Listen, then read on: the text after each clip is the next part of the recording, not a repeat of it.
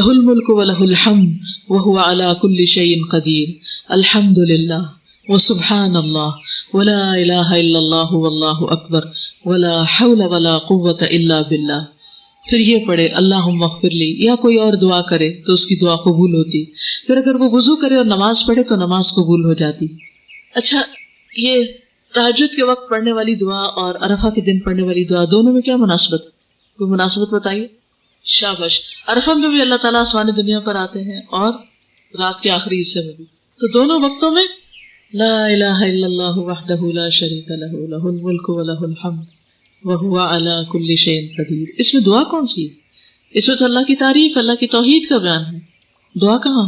इसे दुआ कहा जा रहा है। व हुवा अला कुल्ली शैइन कदीर, कि अल्लाह हर चीज पे कादिर है। सोचिए आपकी जिंदगी में कौन सा मसला है, क्या गम है, क्या दुख है, क्या परेशानी है, क्या